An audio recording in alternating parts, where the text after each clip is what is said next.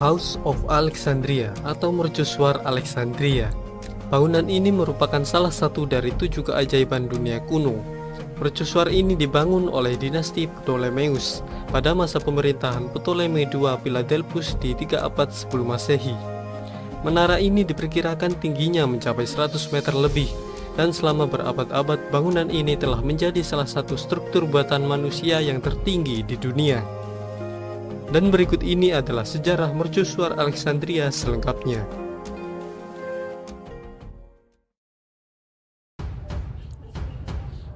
Pada tahun 332 sebelum Masehi, Alexander Agung mendirikan kota Alexandria di seberang Pulau Paros.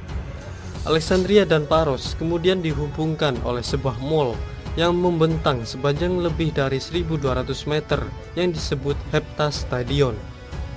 Lalu sisi timur mall berkembang menjadi pelabuhan besar.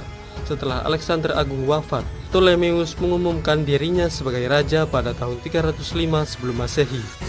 Kemudian ia memerintahkan pembangunan sebuah mercusuar yang besar.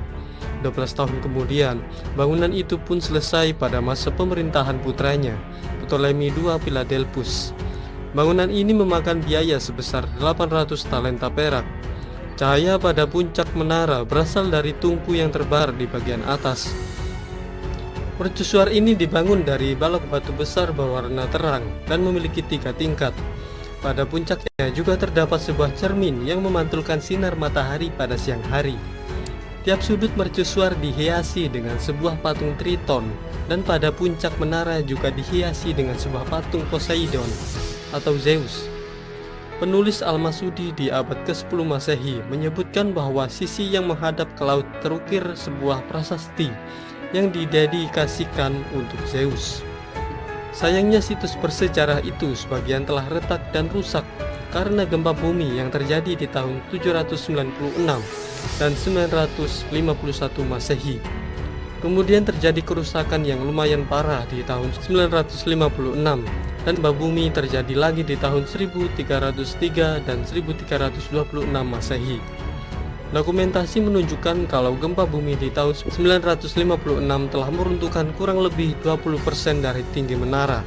Setelah itu, perbaikan pun dilakukan dan mengganti patung yang sudah runtuh dengan kubah berarsitektur Islam pada puncak menara.